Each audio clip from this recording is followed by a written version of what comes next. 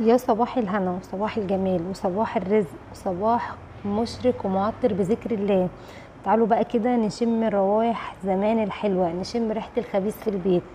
ده موضوع تاني. انا كنت بصوا سامعيني وانا بتكلم كده، كنت بحكي لكم القصه ان انا قاعده ولا بيا ولا عليا، ولقيت بيجي لي كده حاجه من تحت الارض يا جماعه. يعني ابني برضو شبط في القرص. يا ابني اسكت اسكت، احنا هنعمل. لا يا ماما، انا عايزه قرص دلوقتي وعايزه اشرب بيها شاي. اسكت انا بقى، ده انا نسعم ماما يعني. واحمد بقى يا جماعه، احمد هو اللي طلب، فلازم انا اقوم بسرعه ان انا انفذ له طلبه على طول. لا مش عشان حاجه، بس عشان هو ايه، اخر العنقود لماما، فلازم ماما تسمع كلامه. يلا بينا، هنعمل ايه؟ معنا كيلو دقيق. بصوا كل حاجه موجوده في بيتك ان شاء الله، موجود عندك يعني الرزق كله والخير ان شاء الله باذن الله. كل اللي هتجيبيه من بره هو كيلو دقيق، وممكن يبقى متوفر في البيت كمان. تمام. بس تعالوا قبل ما نبدا اي حاجه نقول اللهم صل وسلم وبارك عليك يا حبيبي يا رسول الله. لايك بقى وشير وسبسكرايب للقناه. ما تنسوش لما تشوفوا الفيديو تقولوا لي ايه رايكم فيه، وكمان تكتبوا لي كلمه حلوه منكم. تمام لحد كده احنا زي الفل. بصوا انا معايا كيلو دقيق، طبعا عديته كده من على المصفى، يعني ايه بتبقى خطوه حلوه ولازما يعني. معايا كده ربع كوبايه من الميه، انا رايحه اوريها لكم عشان حاسه ان المج طبعا مش مبين. ربع كوبايه. عايزه اقول لكم الفيديو ده مثلا كان الساعه 12 بالليل يا حبيبي. طب انا مش جاهزه ان احنا اصلا متفقين ان احنا نعمل كميه، وهو سمعنا واحنا بنقول فكان مستعجل وكده. فماما قومي اعمليها دلوقتي، فقلت له خلاص انزلي هاتي الدقيق. هو نزل الساعه 12، جابه من تحت يعني، عندنا هنا جنب البيت سوبر ماركت قريب يعني. معايا معلقه واحده بس خميره عشان الجو حر جدا كده. تمام. هاخد عليها معلقه كبيره سكر. الكيلو الدقيق عليه معلقه كبيره سكر. تمام. ومعلقه خميره واحده. كده كله زي الفل. اول حاجه هعملها وهركنها كده جنبي عمال ما ايه ما يظبط بقيه مقاديري، عشان كمان نشوف الخميره. وعايزه اقول لكم الميه دي فتره عشان اشوف فعاليه الخميره، بس عشان الميه الساعه بتضيع فايده الخميره وكده. خلاص. ذره ملح صغيره، ذره زي ما انتم شفتوا انا وريتها لكم كده.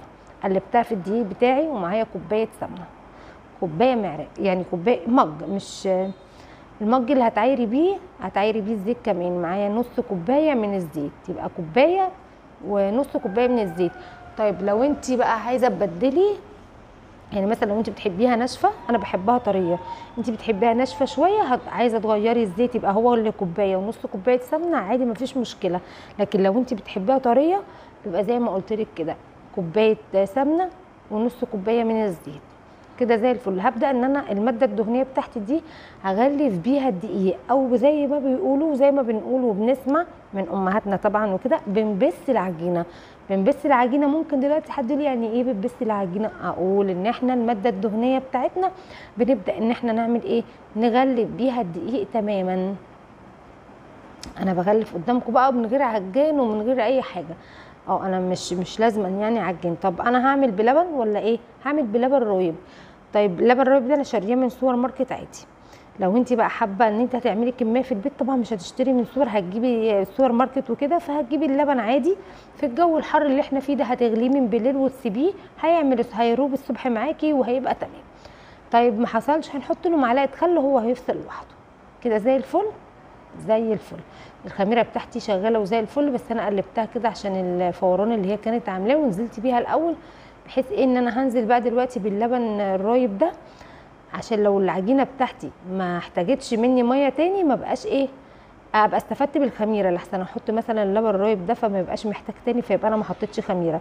طب انتم ملاحظين ان انا ما حطيتش بيكنج باودر ليه؟ عشان انا مش عايزه مش عايزاها تخينه، مش عايزاها عاليه، انا عايزه زي ما انا بحطها في الصاج او في الصينيه، عايزه اطلعها كده. تمام. نزلت بالكوبايه كلها. هشوف لو محتاجه حبه تاني ولا حاجه هحط، مش محتاجه هحط ميه بقى، يعني ايه قصدي، يعني لو محتاجه لبن تاني ومش فيه هكمل ميه.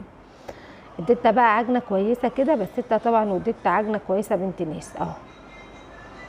بقول لكم ان هي نضفت معايا، بس انا هبسها كده كام مره على الرخامه وخلاص على كده، لكن هي زي الفل. العجينه طريه وكويسه، مش ناشفه ولا حاجه. تمام. انا ما احتاجتش على فكره اي ميه تاني، هو اللي انا حطيته قدامكم ده ما حطيتش تاني بالامانه. بس كده انا هبدا ان انا بقى اريح الخميره معايا. انا كنت خايفه احط كوبايه النسكافيه دي في قلب العجينه تبقى مشكله، بقت عندي شيء عادي كده. هسيبها بقى ترتاح، مش هخمر، انا هريح بس كده شويه ولا حاجه، لان كده كده انا هخمر على الصاج. ده كيلو يا جماعه، وعمل معانا الكميه اللي انتوا شايفينها دي، غير والله مثلا جنى كانت قاعده معايا خدت حته لعبت بيها، اللي هي مش لعبت بيها يعني ايه، فضلت تكورها كده وبقت مبسوطه ان احنا بنعمل. اولاد بيفرحوا جدا جدا بالحاجات دي. غير كده الجيل ده او احنا في عيالنا ظالمينهم في حاجات كتير، دلوقتي بقينا نستسهل كل حاجه وبقينا نشتري من بره. ده يجي العيد نجيب الكحك والبسكويت من بره، ده يجي مش عارفه عايزه اقرص اخلي مش عارفه عمتي قريبتي تعملها لي، حرمناهم من حاجات حلوه كتير. بس انا دلوقتي بحاول افرح ولادي تاني. يعني احنا زمان كانت جدتي اللي هي مامة امي كان نستناها لما تيجي تعمل الكحك والبسكوت ده عشان نفضل قاعدين عندها ونفضل بقى نايمين عندها في اليوم ده عشان نروح معاها تسوي الكحك في الفرن والكلام ده، انا فاكره والله العظيم. فدايما دايما عايزين نخلي ولادنا كده يبقى عندهم ذكريات زي زمان. بصوا بقى القرصه زي ما انت حابه تعمليها اعمليها، انا بجيبها في ايدي كده وابدا ان انا الفها كده، يعني ايه بدورها عشان تطلع مدوره معايا زي ما بعملها، مش اكتر من كده، وببطط على طول، مش بستنى. عايزاها بقى كبيره عايزاها صغيره براحتك، دي بتاعتك انت. انا كنت عايزاها المره دي كبيره شويه عن كل مره، يعني كل مره بتلاقوني بعملها صغيره كده، بس المره دي بقى انا عايزاها كبيره شويه. تمام زي الفل. لو وصلتي بقى لحد هنا ما تنسيش تحطي لاختك اللايك، وكمان تكتبي لها كلمه حلوه منك. لو انت لسه اول مره بتشوفيني ما تنسيش تعملي لي متابعه من كلمه اشتراك اللي تحت الفيديو، وكمان تدوسي كلمه الكل عشان يوصلك كل فيديوهاتنا وكل جديد. بصوا انا بعملها في ايدي كده، لقاها قليله اجيب حته كمان عادي.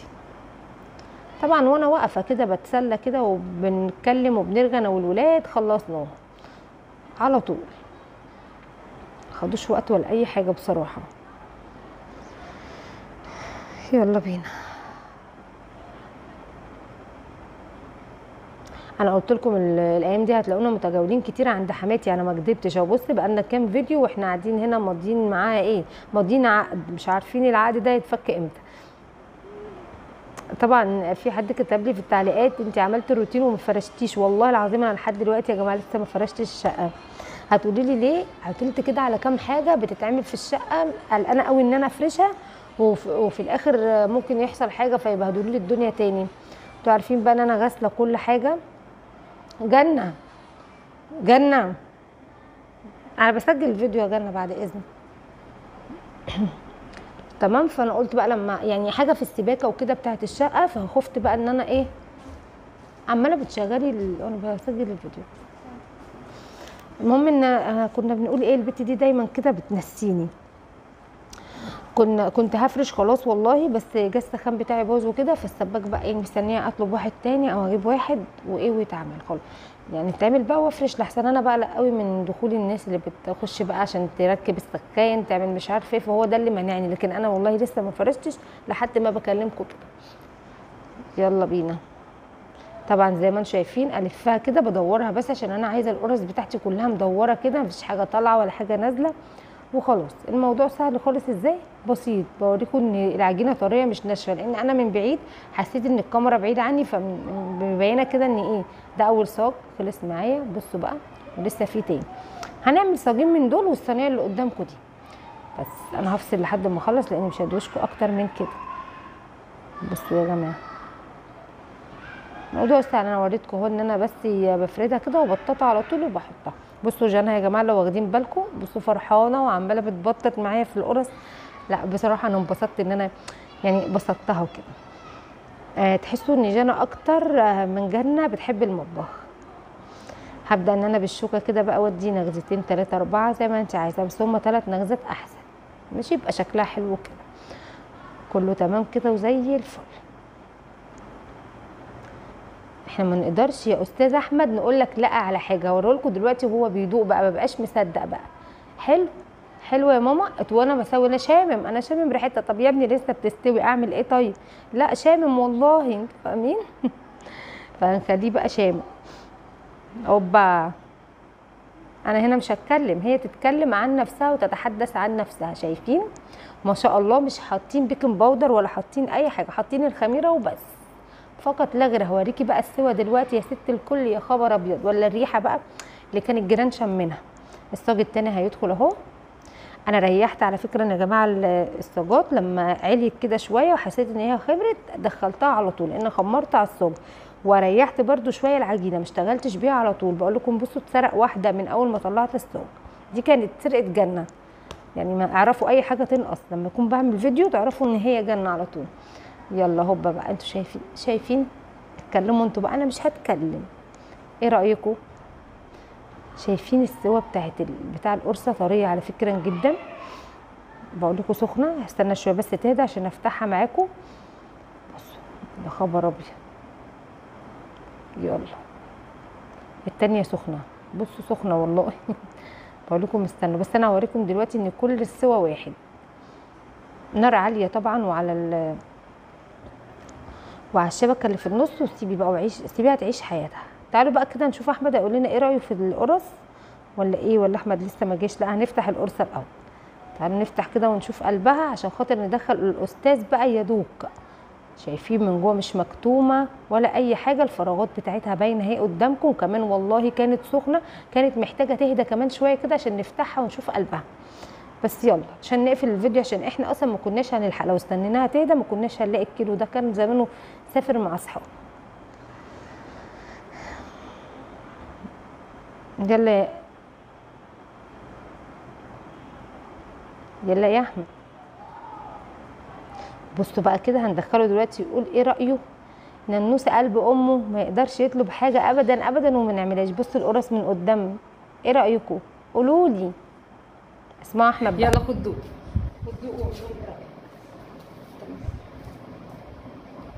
ايه رايك؟ حلوه؟ مش انت اللي قلت لي انا عايز قرص وانا عملتها لك؟ ايه رايك؟ ايه استنى. بصوا يا جماعه ده كان الشكل النهائي، وقلنا بقى قبل ما نقفل الفيديو كده هناخد راي اللي طلبها. خش بقى كده وانت بتاكل، يلا قول لهم ايه رايك. ايه رايك في القرص؟ ايه يعني طعمها حلو؟ بصوا يا جماعه قربتها لكم اهي قبل ما اجيب لكم حماده بقى.